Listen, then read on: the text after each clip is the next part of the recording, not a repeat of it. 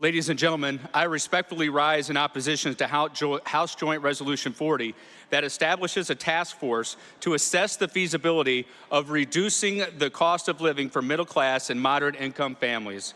My opposition to this is simple. We shouldn't need a 10-person task force to tell us that reducing the cost of living is a good thing for working families.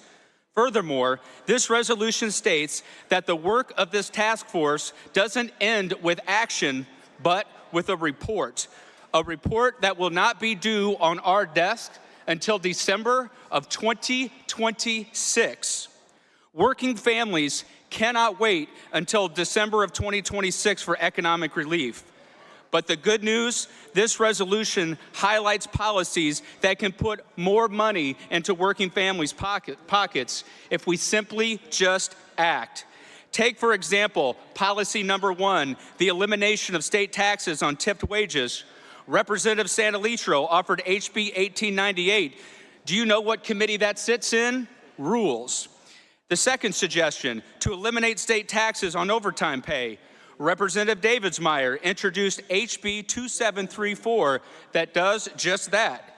Do you know what committee it sits in? Rules. Suggestion number 5, to expand career technical education to prepare young people for high-wage jobs. Representative Schmidt offered HB 3807, the iTrade grant program to help students gain a degree or certification in the fields related to trade. That bill currently sits in rules. Suggestion number 7, to expand tax credits that benefit middle and modest income families. Representative Spain has offered HB 3821 to double the income tax credit for education expenses. Do you know what committee that bill currently sits in? Rules. Suggestion number 9, implementing policies and investments that will increase the supply of housing and reduce the cost to build new. Representative Ellick introduced HB 3412, the Preserving Neighborhoods Act, which also sits, not surprisingly, in rules. Finally, recommendation number 12, to support community-based small businesses. Earlier this year, I introduced HB 1351, the Reducing Barriers to Start Act. Do you know what committee that currently sits in? Rules.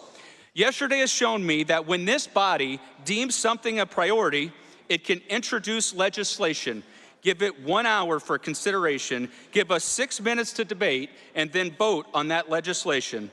Ladies and gentlemen, I can think of no higher priority than providing economic relief for the working families of Illinois.